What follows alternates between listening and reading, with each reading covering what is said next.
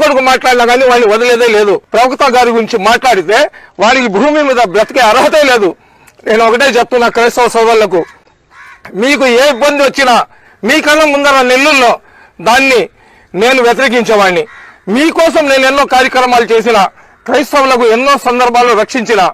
ఈ లంజా కొడుకు ఎప్పుడైనా పేద క్రైస్తవులకు ఏదైనా రూపాయి ఇచ్చాడా?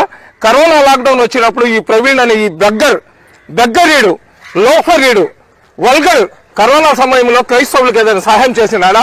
ఈ నా కొడుకులకి విదేశాల నుంచి వచ్చే నిధులను తీసుకొని ఆ నిధులు తినేసి అరగక ఇతర కులాల మీద రాళ్లేస్తున్నారు.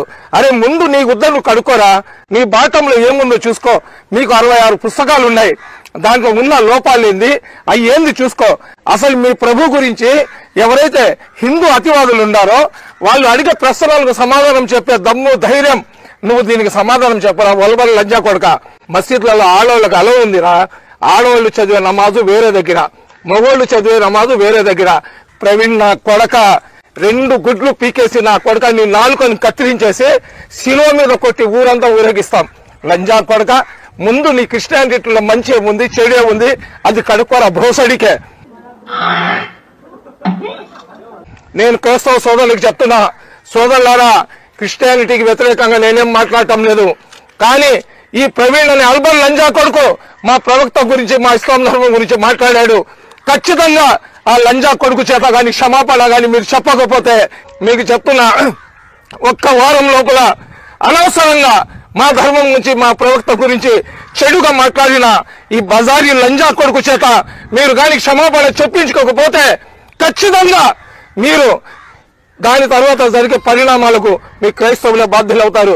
ఒక అన్నా తమ్ముళ్లాగా యేసు ప్రభు మా ప్రవక్త కాబట్టి మీకు ఏ కష్టం వచ్చినా నష్టం వచ్చినా మీ కళ్ళ ముందర మేము నిలబడుతున్నాం. మీరు దాన్ని కాపాడుకోకుండా ఇట్లాంటి అల్బన్ లంజా కొడుకుల చేత మీరు ఏదంటే అది మాట్లాడిస్తే మడుకో ఖబర్దార్ చెప్తున్నా. క్రైస్తవ సోదరులారా, అమ్మ క్రైస్తవ తల్లులారా, మీకు అందరికీ చెప్తున్నా, ఈ నా కొడుకుని క్రిస్టియానిటీ నుంచి వెలివేయండి. ఇట్లాంటి నా కొడుకుల వల్ల క్రైస్తవులు పేద క్రైస్తవులకు చూపించి విదేశాల నుంచి పనులు తీసుకొని కుక్కలాగా తింటూ పంది మొహం వేసుకుని బ్రతికి ఇట్లాంటి పంది లంజా కొడుకులు వాళ్ళకు కులం మతం ఏముండదు. వాళ్ళకు కావాల్సింది డబ్బులు. డబ్బు కోసం క్రిస్టియానిటీని కూడా రేపు అమ్మేసినా మీరు ఆశ్చర్యపోవాల్సిన అవసరం లేదు. అంటే కావాలని యూట్యూబ్ లో తమ వంతు ప్రమోట్ చేసుకోవడానికి, ఎందుకంటే రామ్ మనోహర్ దాస్ లాంటి వాళ్ళు ముందుకొచ్చి చెప్తూ ఉన్నా కూడా అటువంటివి వాళ్ళ సందేహాలను నివృత్తి చేయాల్సింది పోయి వీళ్ళు ఇతర మతాలను కించపరుస్తూ ఈ విధంగా మాట్లాడడం. అందులోనూ బైబిల్లో మీ బాబు పేరుందా? ఏదో బ్రిటిష్ వాడు పుట్టినట్టు బోకడా బైబిల్